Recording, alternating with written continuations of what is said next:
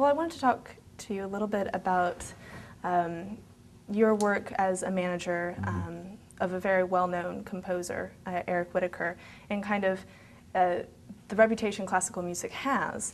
And with the huge technological kind of advances of the music industry, and traditional classical music faces increasing challenges, especially, you know, in identifying a career path, especially for a composer. So can you tell us some of the obstacles that you face as a manager of a more classical composer or composer in general? Sure. Eric has an interesting history. I mean, first of all, he's still relatively young. He's in his mid-30s and has had a good degree of success so far in his career, which is pretty unusual these days. Eric started off early on in his life when he started playing music in high school.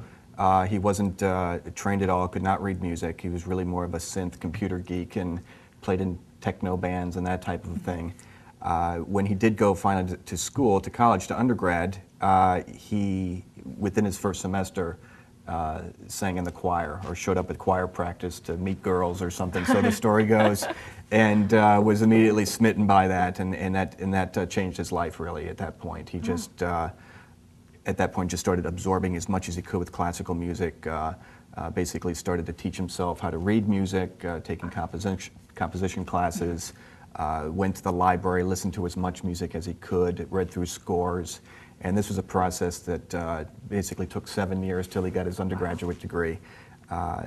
During that period, he wrote a few pieces that ended up getting published and ended up doing very well and started selling, and at that point, I think that's when he first considered himself a composer, once he saw that the fact that he could actually make money by doing something that he would be doing anyway, which is writing music. Right.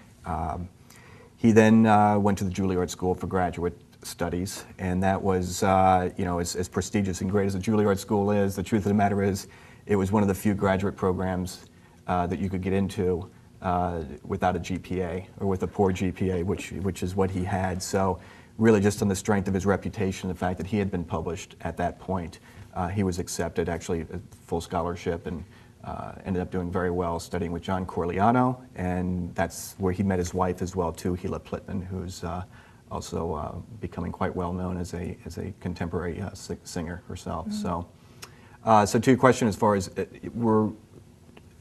contemporary classical music and building a career, I don't think we feel like we have that much baggage to deal with. We're kind of, I think, reinventing it or doing it in our own way based on certain circumstances and just where things are in the marketplace.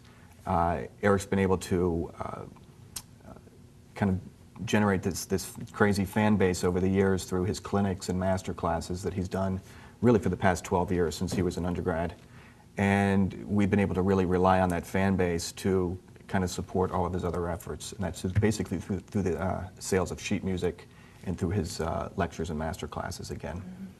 So one of the negative things I'd have to say, I guess, in terms of as a contemporary classical composer is the fact that he is relatively young, and there seems to be a stigma that unless you're, you know, you've got gray hair or you're not alive anymore, that many of the artistic programmers and artistic administrators at the major symphonies, frankly, just don't take you too seriously.